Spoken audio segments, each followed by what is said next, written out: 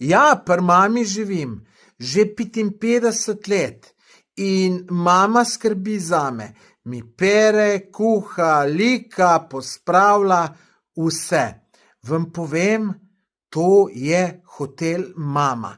Ni boljšega hotela na tem svetu, kot je hotel mama, in jaz iz tega hotela ne grem ven, če pridejo pa me ven vlečejo, ne bom šel ven. Tako da hotel mama je zakon.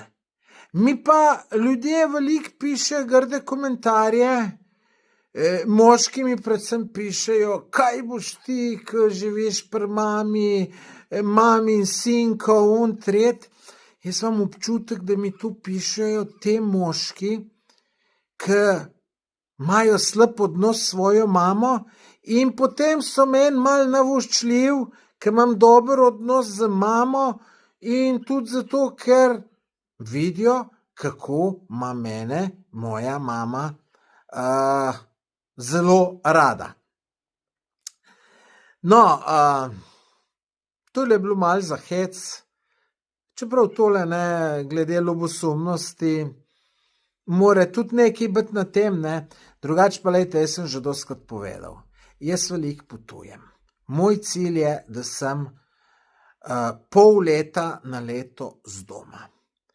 In zakaj bi zdaj jaz si najemal neko stanovanje, ali pa tudi, če bi si ga kupil, se veste, koliko jaz sem stroškov, in da bom jaz ob 500 evrov ali pa še več na mesec, ko bom nekje drugje na potovanju in sploh tega stanovanja ne bom uporabljal, niti smeti, niti interneta, niti nič, pa bom te stroške plačeval.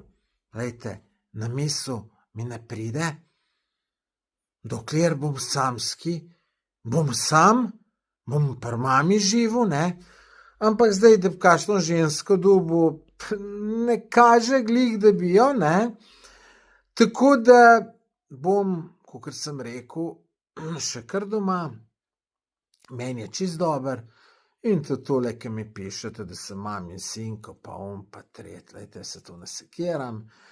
Dobro, se zavedam, da imam veliko manj možnosti dobiti žensko ravno zato, ker živim pri mami, ker če ti ženski poveš, da živiš pri mami oziroma pri starših, pri mojih letih, si gotov. Kaj pa vi mislite, dragi prijatelji, napišite v komentar.